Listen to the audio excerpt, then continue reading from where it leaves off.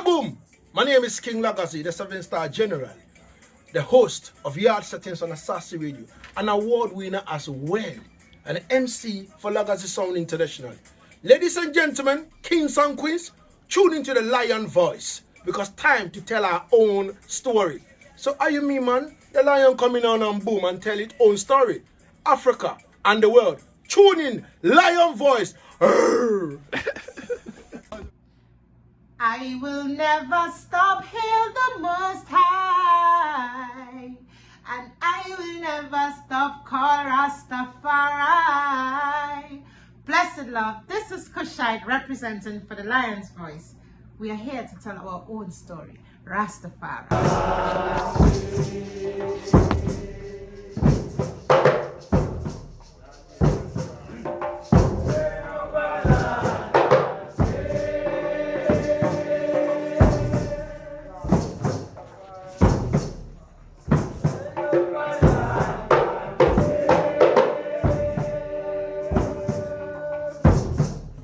We've been doing a number of things, and what I tell people has been one of our greatest achievements is advocating for the rights of our people.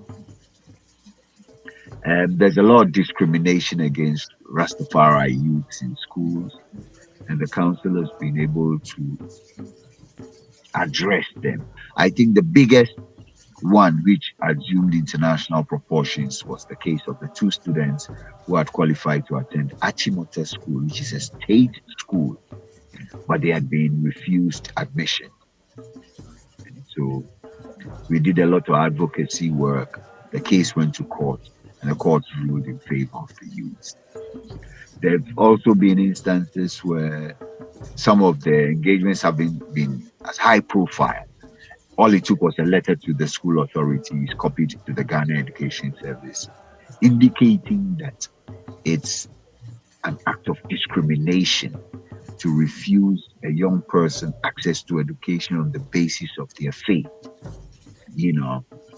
And then in the area of cannabis advocacy, to the extent that the day that the majority leader in Parliament supervised the passage of the bill, he actually credited Rastafari for our advocacy and work in getting this conversation this far.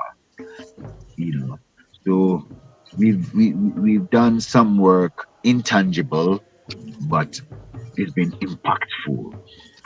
One thing that we did, which has been one of our greatest failures, was establishing the Black Star Line Cooperative Credit Union, but we allowed it to leave our control. And so then, as we're speaking, the credit union is in abeyance.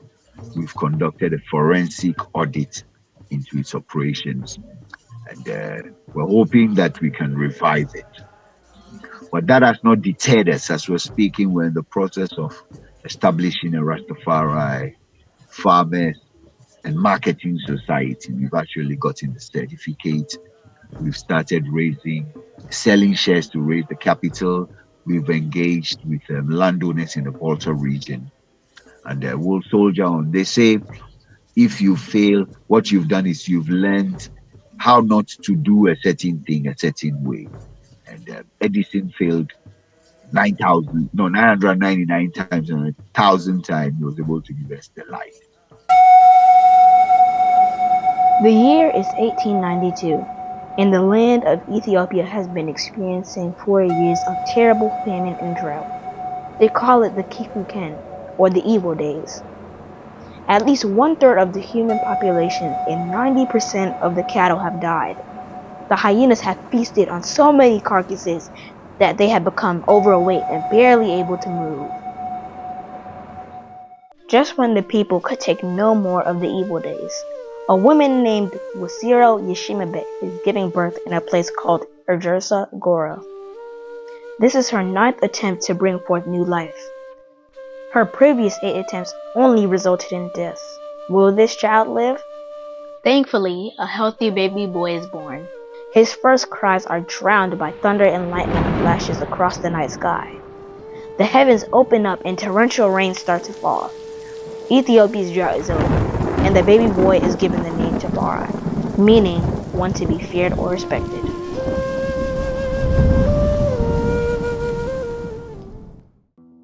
Lich Tafari's father, Ras Tafari, is a very important man in 1892 Ethiopia. Although he is overjoyed at the birth of his newborn son, he cannot spend much time with him. Ras Tafari is the governor of Harar and must get back to the famous walled city to deal with its affairs. Furthermore, he is the foreign minister of Ethiopia, and having traveled to different places in Europe, he is very aware of the material and military advances they have made and the looming threats they pose to his country. Ras Tafari knows that the majority of Ethiopians have no idea what is coming, and that he has to work that much harder to secure the realm. Lich Tafari would grow up to become the legendary emperor, Haile Selassie I. To understand his journey, we must first understand the Ethiopia that he was inheriting and what it was like when he was born in 1892. Get your copy of Kwesi Bansu's book, Haile Selassie I, Ethiopia, Volume 1, The Rise of the Priestly Warrior Kings, and increase your knowledge about the history, politics, and culture of Ethiopia in 1892, and how it connects to the rest of African and world history at the time. Haile Selassie I, Ethiopia, Volume 1 is available for purchase at www.bookmanexpress.pub. Please visit for more information. And then all them things there. And so there was a multiplicity of mansions by the turn of the century. So by 2000, Rawlings had gone to Jamaica in, I think, 94 or so, and had come back and had established Emancipation Day and all those things. So in 2000, we formed like an association of Rastafari Bridge to hold the first Rastafari Emancipation Day celebration at the Children's Park, big event. We had presented a citation to President Rawlings at the National Theatre. So things were in place to have a unity. But I think it was personal differences. So that didn't manifest fully the way it should have been. So there was a lull. Then in 2004, we figured we'd set up Rastafari United Home and Abroad. And then we started. And then I think after 2 years or so, that one too fizzled out. But by then, Jabi was in Ghana all through those times. Jabi was a guest on Black Santino's show. He'd drive all the way from Somanyakam to the show at dawn. And they'll play from 2 to 6 a.m. Saturday and Monday. So it was like an elder amongst us. And we'd all play bingy together, we'd all get together and things. So through those interactions, it came up in 2009 that why don't we form the Rastafari Council so that EWF, 12 Tribe, Bobo, Bingi, all of us could come together, and then we could present a united front in terms of engaging with the state, engaging with any other persons, organizations that might want to deal with Rastafari, as opposed to 12 Tribe writing to government, EWF writing to government. Then we're not strong. So in 2009, in March, on the 2nd of March, at the Ghana, the head office, the press center, that's the head office of the Ghana Journalists Association, we launched the Rastafari Council Ghana. And since then, we've been doing a number of things. And what I tell people has been one of our greatest achievements is advocating for the rights of our people. There's a lot of discrimination against Rastafari youths in schools, and the council has been able to address them. I think the biggest one, which assumed international proportions, was the case of the two students who had qualified to attend Achimota School, which is a state school, but they had been refused admission. And so we did a lot of advocacy work. The case went to court, and the court ruled in favor of the youths. There have also been instances where some of the engagements have been as high profile. All it took was a letter to the school authorities, copied to the Ghana Education Service, indicating that it's an act of discrimination to refuse a young person access to education on the basis of their faith, you know. And then in the area of cannabis advocacy, to the extent that the day that the majority leader in parliament supervised the passage of the bill, he actually credited Rastafari for our advocacy and work in getting this conversation this far. You know, so we've done some work intangible, but it's been impactful. One thing that we did, which has been one of our greatest failures, was establishing the Black Star Line Cooperative Credit Union, but we allowed it to leave our control. And so then, as we're speaking, the credit union is in abeyance. We've conducted a forensic audit into its operations, and we're hoping that we can revive it.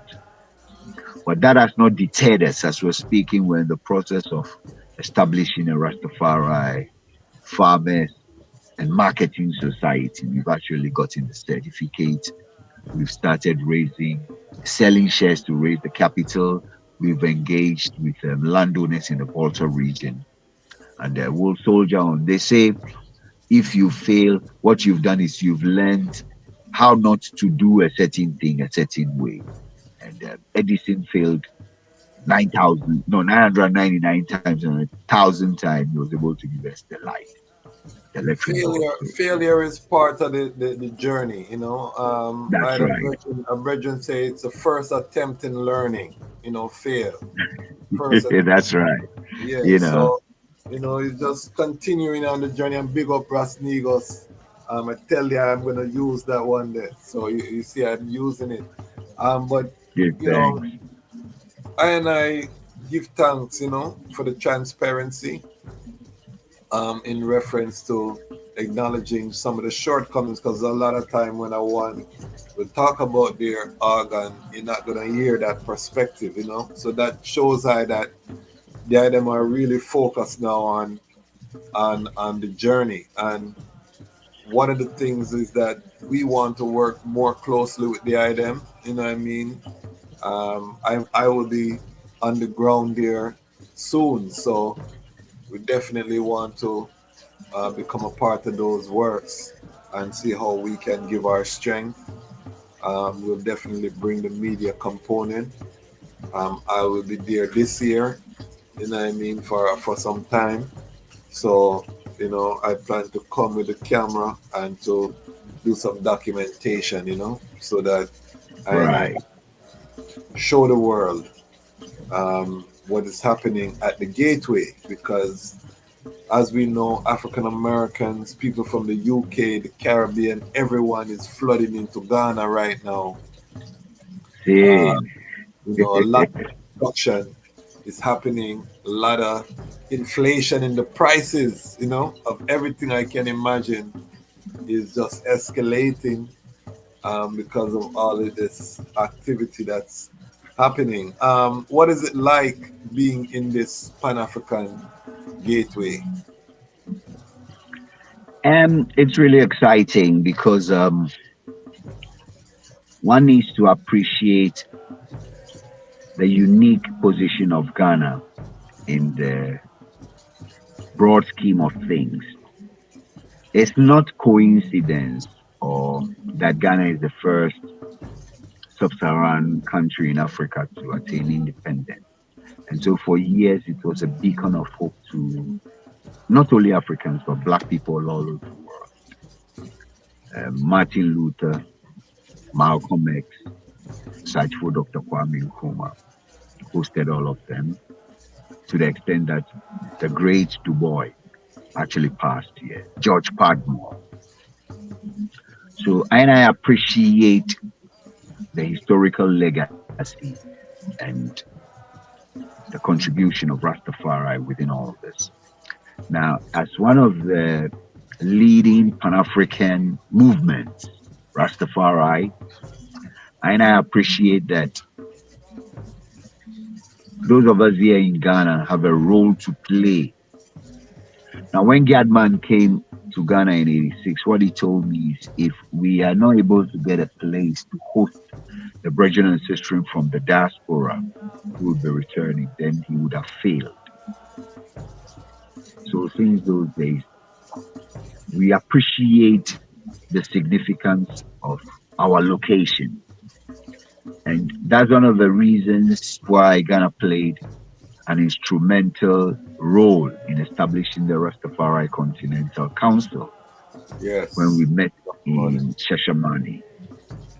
Because we appreciated the need for Rastafari to have a voice from Africa. And one of the things, let me just quickly say this, as a youth growing up and reading the Bible, I was excited to read that the patriarchs had poured libation on rocks. Now, as an African growing up and seeing my people do this, and Western thought had branded it as pagan and fetish, it was refreshing to read that Jacob did that, David did that, and there are various instances in the scriptures where it was done. So for I, the question has been, where does our traditional value systems, traditions and culture sit within this seemingly Judaic framework of Rastafari? And that's one of the reasons why the Rastafari Continental Council is seeking to align Rastafari with our traditional African values and systems. And it's an ongoing journey, you know what I mean? So for us in Ghana, these are exciting times, and we're looking forward to more engagement as we unravel the mysteries of Rastafari within an African ecosystem. So it's actually exciting times, and every day we have conversations and reason. We try to find out how the traditions and values of our people can play out within the broader framework of Rastafari. Yeah. Okay. What are some of the countries involved in the Rastafari Continental Congress? So here in West Africa, we have Guinea, we have Burkina Faso, we have Togo, we have Benin, and we have what you call it, Sierra Leone. And the youth in Liberia recently wrote to us that they wanted to come and study the works of the Rastafari Council here in Ghana. And then we have some representation in Senegal and Mali as well. Then in the Southern African part, we have Angola, South Africa, Zimbabwe, Malawi, Rwanda, and Lesotho. Then in East Africa, we have Kenya, Tanzania, Ethiopia. Yeah. However, the levels of engagement vary from country to country. Yes, I left out Nigeria. The levels of engagement vary from country to country. And there's a lot of work we need to do to get the brethren and sistering operating on the same level of functionality. Yeah.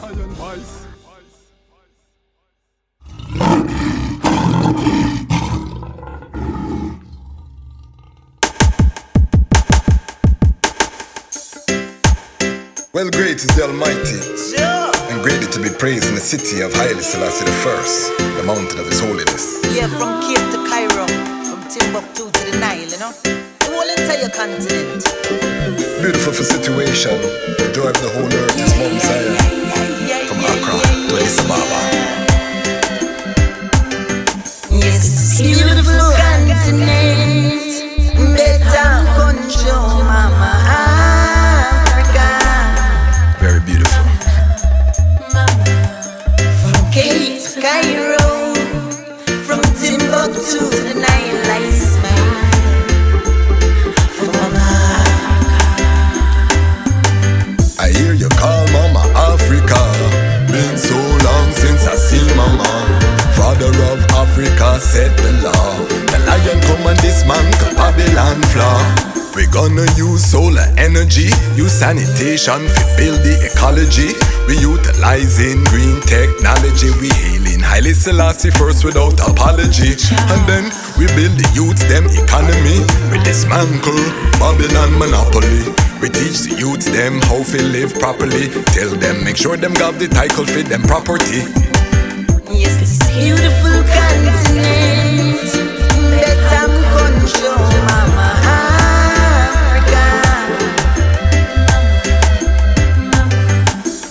Cape to Cairo, from Timbuktu to the Nile, I smile for Mama. I love you, Mama, your heart never harden. I wanna turn all your slums into garden. I wanna stop all of your youths from starving. I wanna stop all of your tribes from warring. So much to say, so many feelings. We both been hurt, we both need healing. Since the League of Nations you've been appealing. You stand up against them backdoor dealing. I hear you call Mama Africa. Been so long since I see Mama. Father of Africa set the law. The lion come and dismantle Babylon flaw. Then I hear you call Mama Africa. Been so long in America. Father of Africa set the law. The lion come and dismantle Babylon flaw. So be still, all enemies of Jah. Know that He is the King of Kings and Lord of Lords, the Lion Conqueror. And it was said of Ethiopia, the highest himself shall establish her. His Majesty was born there. And I know that I love you so. There's no place that I'd rather go. Tired of walking through slush and snow. Repatriation, that's a must I know. Yes, into this beautiful